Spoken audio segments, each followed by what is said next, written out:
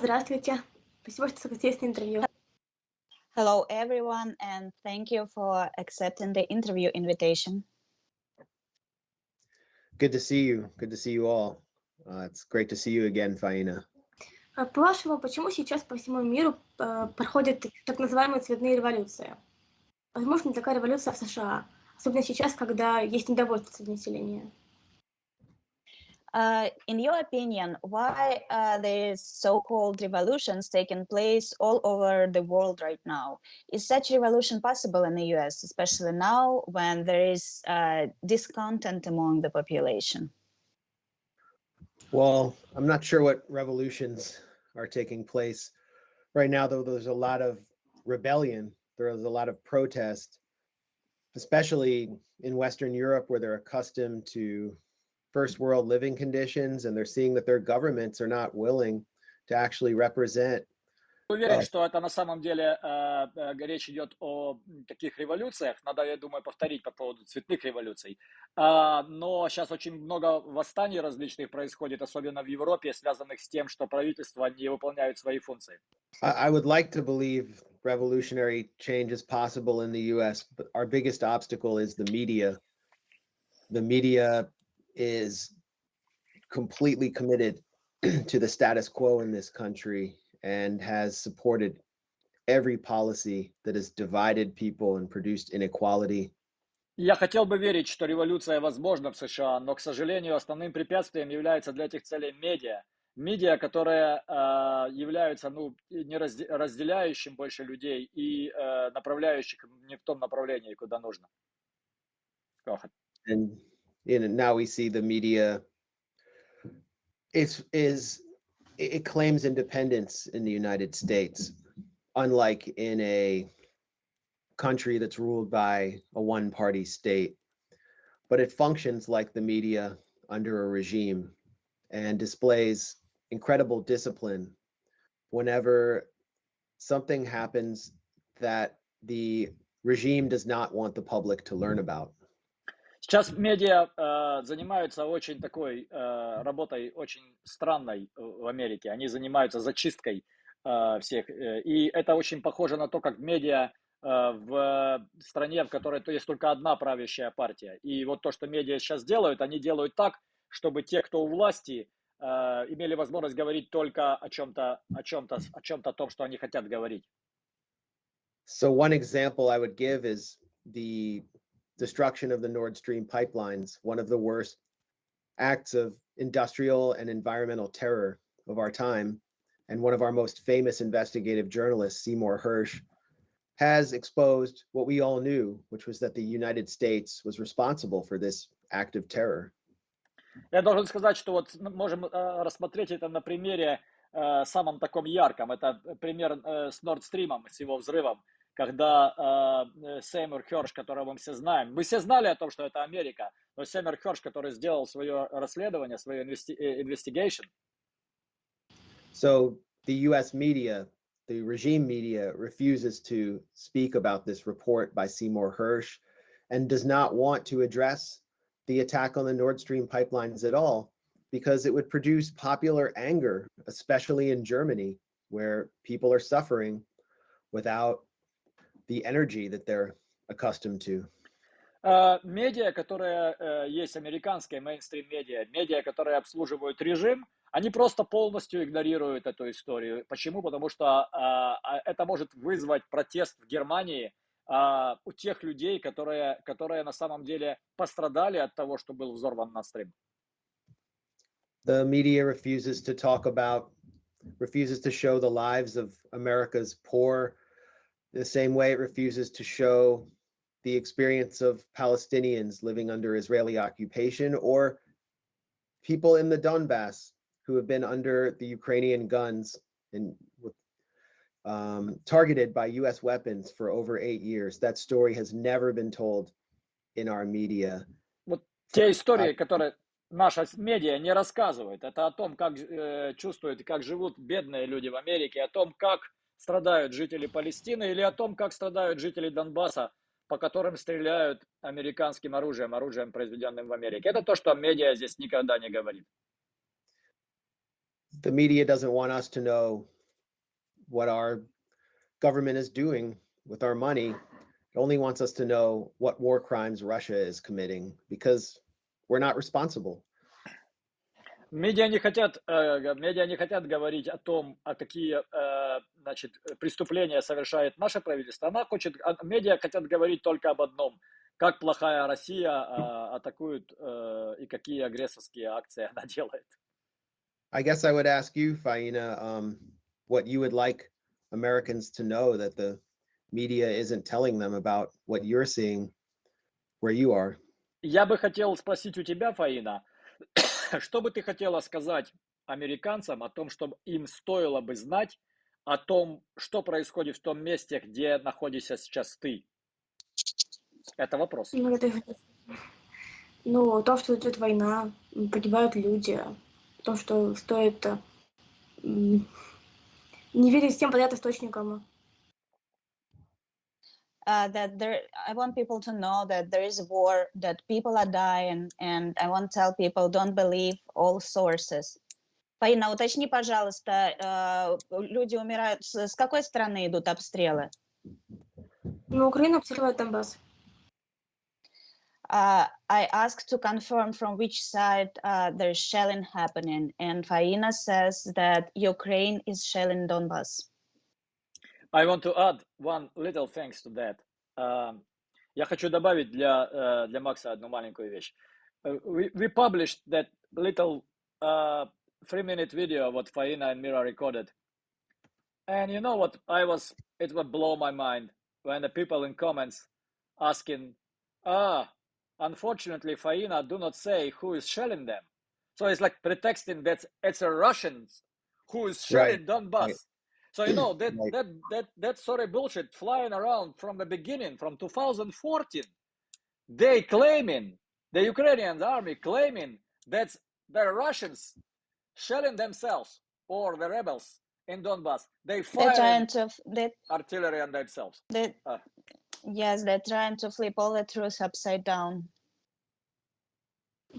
Вы по образованию историк. Скажите, есть ли смысл скачать историю в угоду новым идеям? You are a historian by your education. Does it make sense to destroy history in favor of new trends? Ведь уроки истории — это возможность избежать подобных ошибок в будущем. Если все ошибки беспощадно вычеркиваются, на чем тогда учиться? After all, history lessons are an opportunity to avoid such mistakes in the future. And if all mistakes are mercilessly crossed out, what is there to learn from? That's a great question.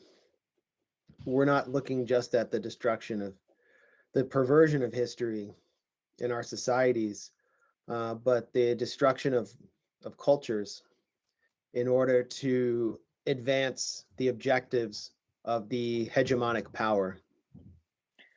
Мы не смотрим только лишь на попытку использовать информацию для того, чтобы отвлечь от истории. Мы смотрим на то, как они пытаются ее изменить, чтобы показать предыдущую историю по-другому.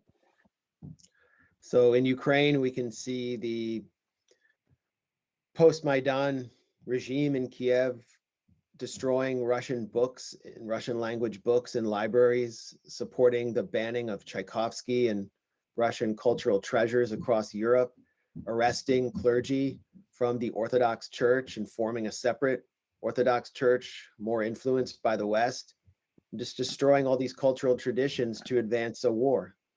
Мы видим, что в постмайданном Киеве жгут книги, запрещают Чайковского, устраивают гонения на служителей церкви и пытаются восстановить новую церковь для того, чтобы максимально уничтожить культуру и поддержать культурно поддержать войну. In our own country and across the West, there's a war on. There has been support among the liberal class for eliminating and banning Russian language media, for example, or Russian broadcasters to prevent us from hearing the Russian side. And also support for censoring social media to silence dissenting voices by the state. В нашей стране и на всем Западе существует большая либеральная поддержка в борьбе против русскоязычных медиа, которые дают возможность нам слышать ту позицию, которая доносит Россия до нас, а также цензуры тех, кто говорит о том, что происходит на самом деле. And conservative American lawmakers are supporting the banning or forbidding of certain books that teach about slavery and genocide committed in the United States on the grounds that, that teaching it is brainwashing children. Консервативная Америка тоже отличается своими достижениями. Они запрещают какие-то книги, запрещают какие-то публикации, которые говорят о том, какую, значит, имеет история рабства в Америке, и потому что они считают, что это промывает мозги. And I would just say, Faina, the children or young people your age, youth in the United States are encouraged to look at their phones all the time. They're given tablets at school, computers, and they're taken away from books. And so the learning of history is de-emphasized among youth. And I would want to ask you how you access history and how it has affected you as a young person. Ты знаешь, в Америке людям твоего возраста, молодым людям, им делают все, чтобы они втыкали в свой телефон, втыкали в свой iPad, им раздают iPad в школах и стараются всяческим образом предотвратить их от изучения истории. Я хотел спросить у тебя следующий вопрос. Каким образом ты получаешь информацию, каким образом ты изучаешь историю? Ну, на самом деле, по-разному.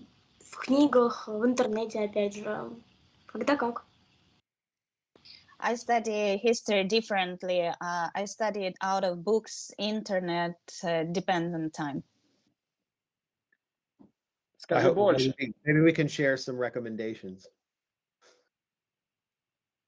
Можешь это какие-то рекомендации сказать? Вот что конкретно, какие конкретно книги читать или какие конкретно ресурсы ты используешь? Что-нибудь конкретное? Ну, кстати, учебники по истории, что могу сказать.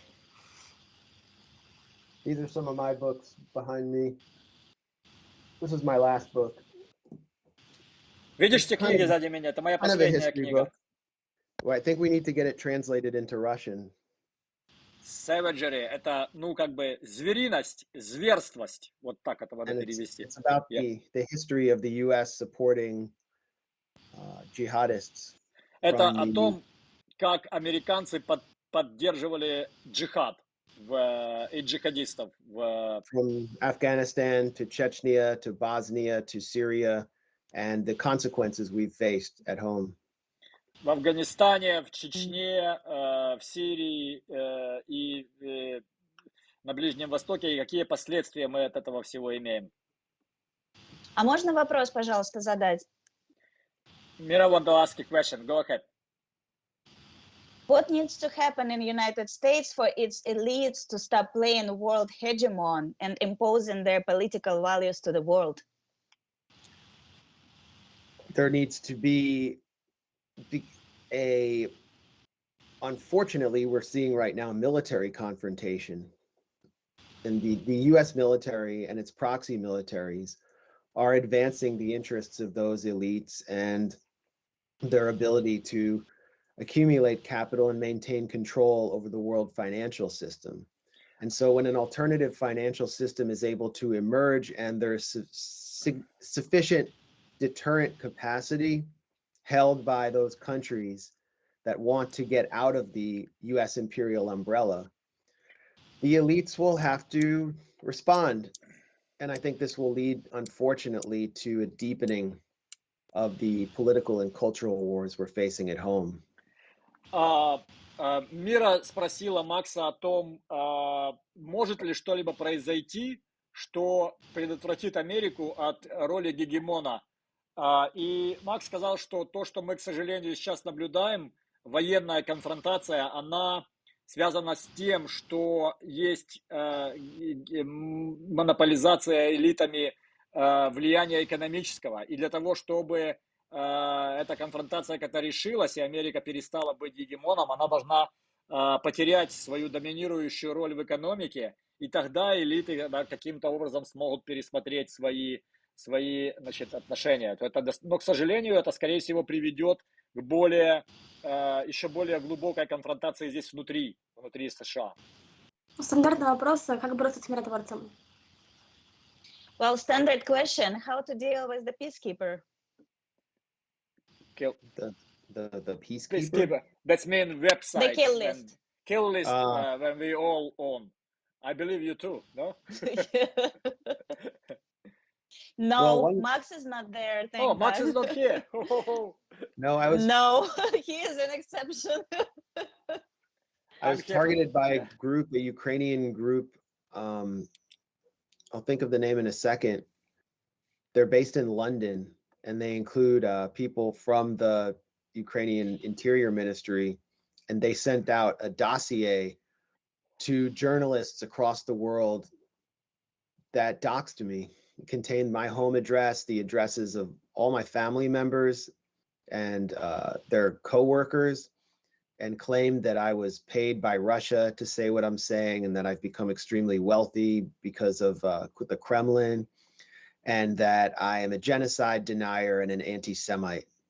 I'm Jewish, by the way. Я тут был, меня тут преследует какая-то группа в Британии, я вам скажу позже ее название.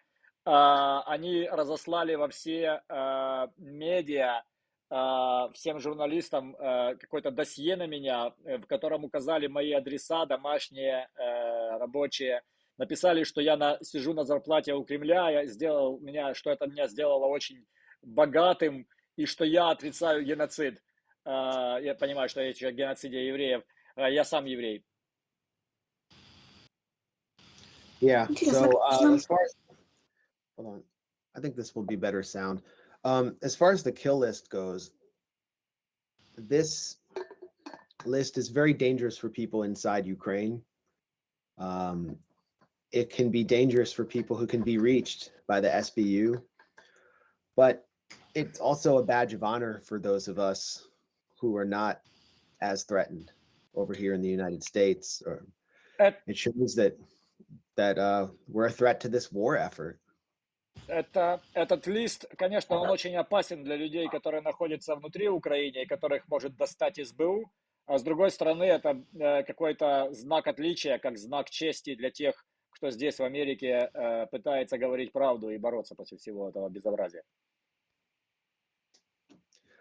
But to the extent that it is run out of the United States or has help, assistance from any Americans, they should be investigated and prosecuted, and the site should be shut down.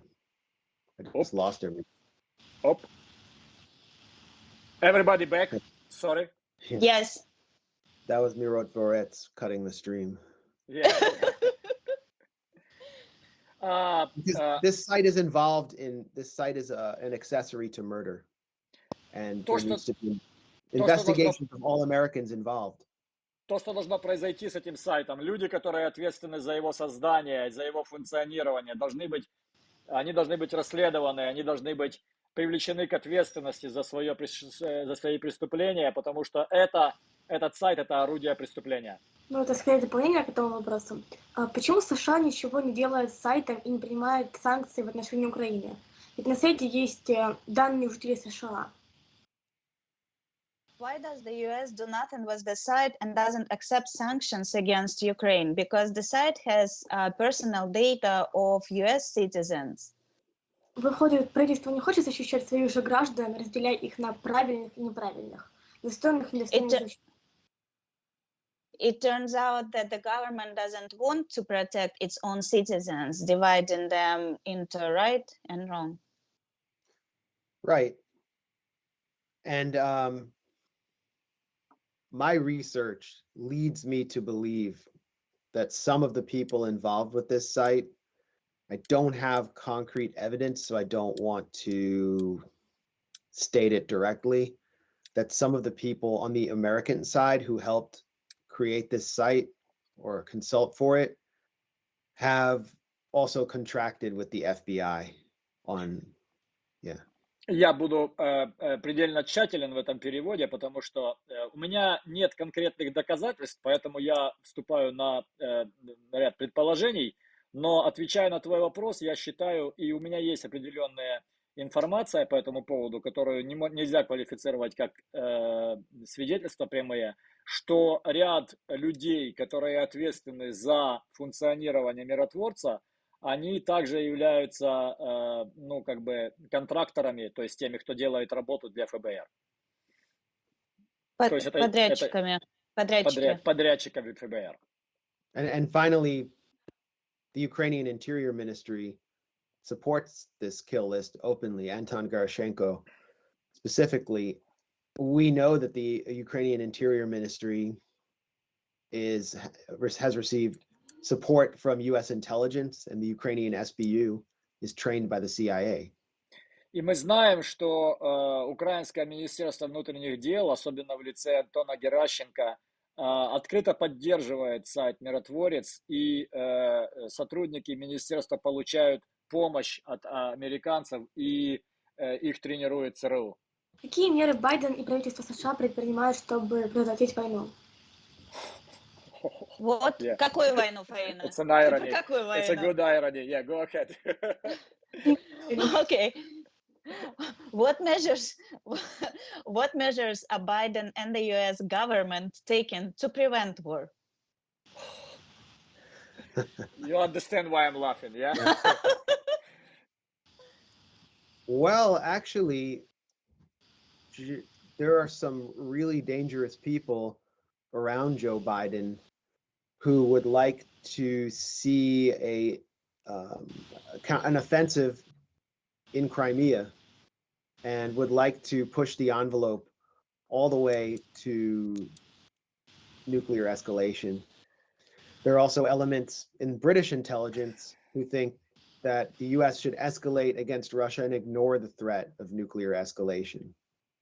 Это группа очень опасных людей в администрации вокруг президента Байдена, которая пытается давить на то, чтобы Украина эскалировала ситуацию с Крымом, а также доходила до ядерной эскалации, то есть до использования ядерного оружия Россией. И такая же группа есть в британской разведке, которая тоже давит в этом направлении. And while Biden has avoided crossing certain extremely dangerous red lines, we still see constant escalation. And we have to wonder, would we be in this situation if Biden had lost? Байден все-таки еще до сих пор воздерживался от того, чтобы перейти самая серьезная красная линия, но мы видим стабильную эскалацию того, что происходит на фронте, и очень опасно посмотреть и узнать, где же границы того, если он не сможет справиться с этой ситуацией. I have a question about this. Why are leftist politicians in the US, such as Bernie Sanders, Alexandria Ocasio-Cortez, and Rashida Tlaib, I guess, who tend to condemn the government for expanding the military-industrial complex and aggressive policies, now staying silent? The answer is because there's a Democratic president. They are Democrats. And if Trump were in office, they would possibly be criticizing Donald Trump's Republican war because they're totally unprincipled. Мира спросила, почему такие, как Барни Сандерс, Окасио-Кортес, кто не выступают против военной политики администрации. И Макс ответил, что очень просто, потому что эти люди, они демократы. И у них демократический президент, поэтому они своего президента не критикуют. Если был бы Трамп в офисе, они бы однозначно бы его критиковали за все такие действия. Bernie Sanders is worse than Ocasio-Cortez. He supported Yugoslavia. He supported Libya. He never understood why these wars were wrong in any way.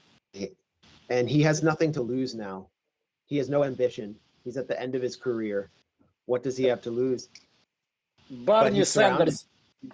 He Sorry. genuinely supports this proxy war. This is America's top socialist. Барни Сандерс значительно более опасен, чем Окасио-Кортес, потому что он открыто поддерживал Югославию, открыто поддерживал Ирак, и то, что он сегодня не понимает, что происходит на самом деле, и в этом его позиция, не понимает и не хочет ничего осуждать. Что можете сказать об акции «Ярость против военной машины»? Чего вы хотите добиться этой акции и какой реакции ждете? What can you say about the rage against the war machine? What do you want to achieve with this action, and what reaction do you expect? Well, for 20 years, the anti-war movement in the United States has been dead. And this is an attempt to bring it back to life by bringing as many different forces together across political divisions to show the planners of this war and the next war that they plan against China that the people will have a voice. До 20 лет антивоенное движение в Америке было мертво. И это сейчас попытка объединить весь спектр разных сил слева и справа для того, чтобы противостоять не только этой войне, но и будущей войне, будущая война уже планируется, война с Китаем. And so this rally is bringing together people from the left and the right who may not agree on other issues like abortion or the economy, but who think that stopping this war is the most important issue of our time, and saving lives in Ukraine, the Donbass and beyond, and preventing nuclear conflict is more important than the differences we have here at home. Это движение, этот марш собирает левых и правых под своим крылом, которые имеют совершенно разные позиции, например, по вопросу абортов или по вопросу экономики, но для них, для левых и правых, остановить войну, остановить возможную будущую ядерную войну, остановить уничтожение, убийство людей на Донбассе, это общая платформа, которая делает их едиными. So some of the critics of this rally are saying, for you to oppose this war, you also have to believe in certain other issues. You have to believe in a woman's right to have an abortion, or you have to believe in other, you have to take progressive views on social issues. And I have those views, but other speakers do not. But I'm willing to unite with them over this, but others are saying, no, we cannot unite. And I guess I would ask you, Faina, do you care what people in the US protesting this war believe on social issues in the United States? Тут That's a good question. много разных людей говорит о том, что мы должны разделять общие ценности для того, чтобы выступать вместе за войну. То есть, например, выступать вместе против абортов и разделять другие социальные взгляды, которые, допустим, я разделяю, но другие, может быть, нет. Я хочу задать вопрос тебе, Фаина. Скажи, пожалуйста, тебе важно, какие взгляды на социальную политику внутреннюю американцев имеют те люди, которые протестуют против войны? Ответь развернуто. Я даже не знаю. I can see your Наверное, last. But the first reaction was, I don't understand, I don't know. She says, like, I don't really know. I guess not. Yeah. I mean, can you understand this debate where people are trying to stop this rally because some of the speakers do not hold the right view on abortion or gay rights?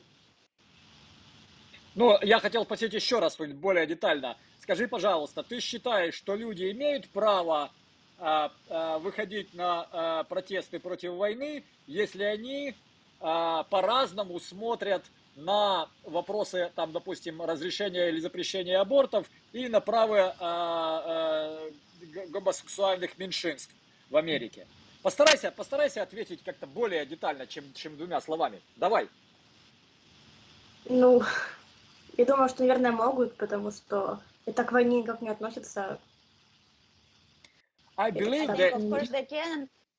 I Okay. think, of course, they can, because it has nothing to do with the war. So that's my point. But Exactly. Это то же самое, что думаю я. I guess I'm just illustrating to how silly the political situation is in the US and how divided we are, which makes it so difficult to have a movement, let alone a revolution against a very toxic system. So ultimately, I think this rally is about trying to meet at important points and get over those divides. Это вопрос, который на самом деле очень важен, потому что то, как мы разделены, мешает нам делать хоть какие-нибудь революционные изменения в нашем обществе. И